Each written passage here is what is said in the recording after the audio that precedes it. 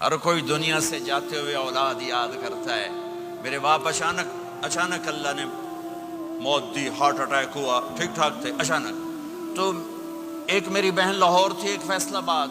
तो मेरे बाप आखिर वक्त तक कहते रहे, मेरी बेटियां तो बुला दो, और मेरी धियां तो ले आओ, और मेरी धियां तो मिला दो, मेरी बच्चियां तो मिला दो। और ये कहते कहते दुनिया से चले गए। हर आदमी मौत के वक्त यही कुछ करता है। मेरे नबी दुनिया से जा रहे हैं, दुनिया से जाने का वक्त आया। 12 रबीउल अव्वल है, पीर का दिन है, 7 जून है, 11 हिजरी 633 ईस्वी। जिब्रील ने आके सुबह सुबह आपने सारी बेगमात को बुलाया, रुखसत फरमाया, मुलाकात की। बेटे को बुलाया, कान में कहा मैं जा रहा हूँ। वो रोने लगी, रो नहीं, सबसे पहले तेरी मेरी मुलाकात हो गई। 6 माह बाद बेटी भी पहुंच गई बाप के पास। फिर दामाद को बुलाया, उनको उनका सर अपनी गोद में रखा, कमर पे हाथ फेरा, दुआ दी, रुखसत फरमाया। आखिर में अपनी आंखों की ठंडक को बुलाया। कौन? हसन और हुसैन का। मेरी आंखों की ठंडक हसन और हुसैन, मेरे जन्नत के फूल हसन और हुसैन। यूं लिया और साथ ही आंसू टप टप टप टप टप टप। बीवियों को जुदा किया, आंसू नहीं।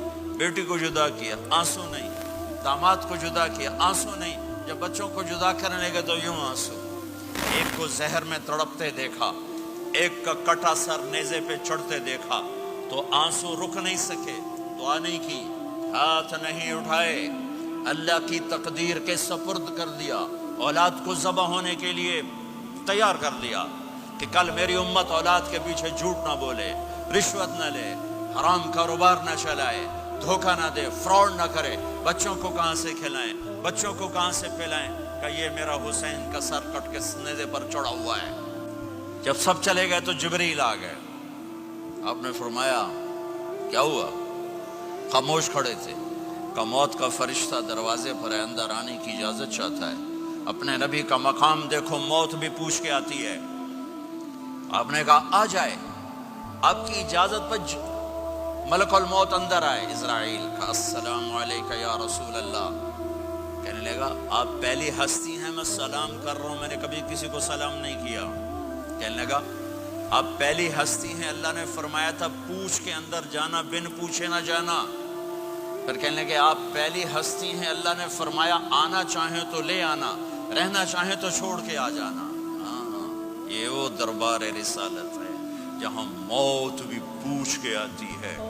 आपने फरमाया मैं इजाजत दे दूं, मेरी जान निकालोगे? का जी निकालूंगा, निकालूंगा। आपने यूं जिब्रील को देखा, क्या कहते हो, जाऊं या रह जाऊं? जिब्रील ने कहा अल्लाह आपकी मुलाकात के शौक में है, फैसला आप करेंगे। हाँ, ये बात सुनाना चाहता था अगली। आपने कहा अच्छा जाओ, पहले अल्लाह से पूछ के आओ मेरे बाद मेरी उम्मत के साथ क्या करें, मेरे बच्चों के साथ। ये सारी माएँ, मेरे बच्चे, मेरे बच्चे, मेरे बच्चे, मेरे बच्चे।